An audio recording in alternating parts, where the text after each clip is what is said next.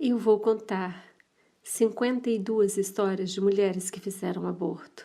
História 34.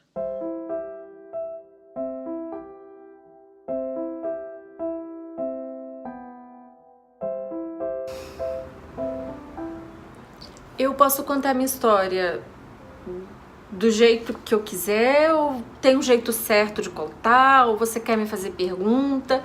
Eu não sei como é que você está fazendo com as outras mulheres, eu queria só saber mais ou menos qual é a melhor maneira de eu contar essa história. Será que você podia me fazer perguntas? Ou eu vou falando? Olha, eu vou fazer assim, eu vou começar a falar e aí qualquer coisa você me diz e eu vou consertando. Sabe, é estranho contar essa história tantos anos depois. Eu, mesmo aqui, já tentei começar algumas vezes, eu gravo, paro, volto, e eu comecei a ter uma sensação de que é uma coxa de retalhos e que eu vou contar como uma coxa de retalhos, um pedacinho aqui, um pedacinho ali, e a gente vai juntando o que pode fazer sentido. Então eu peço desculpas pela confusão, porque é essa confusão que essa história faz parte de mim, né? Eu tinha 17 anos, ele era um cara muito mais velho, ele era um cara conhecido, meio famoso na cidade.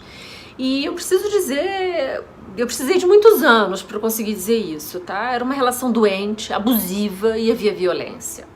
Nós tínhamos uma possessividade, um ciúme terrível.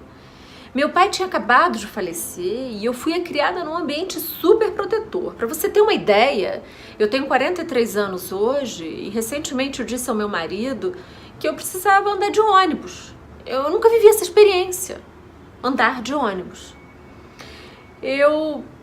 Meu pai me deu um carro muito cedo e, como eu disse, ele estava sempre me protegendo. E de repente, ele morreu.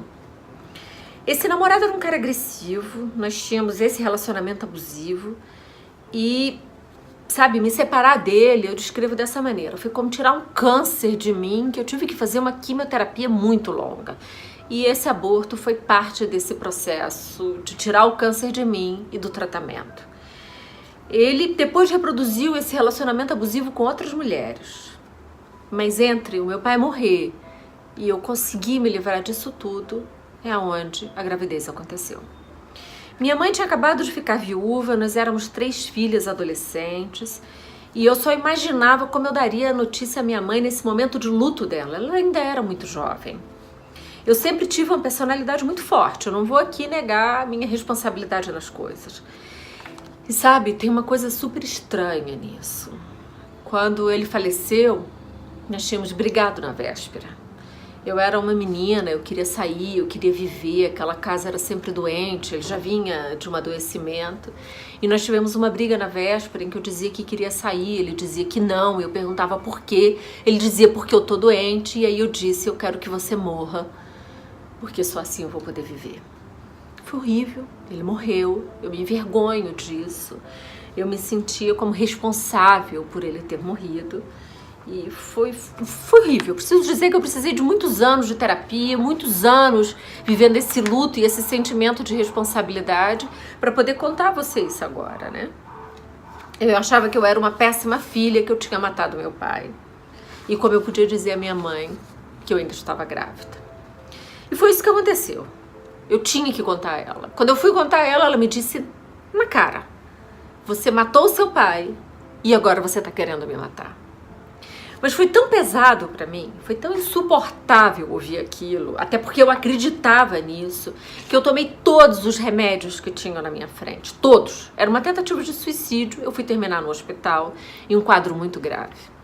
E eu achava que ali, né, era um pedido de socorro, que ela viria e que nós iríamos nos reconciliar e que nós iríamos tentar encontrar uma solução para o problema. Não, ela não foi no hospital, só o meu namorado da época foi. Quando ela foi a única vez, ela foi levando uma conta. Eu me lembro que era 453.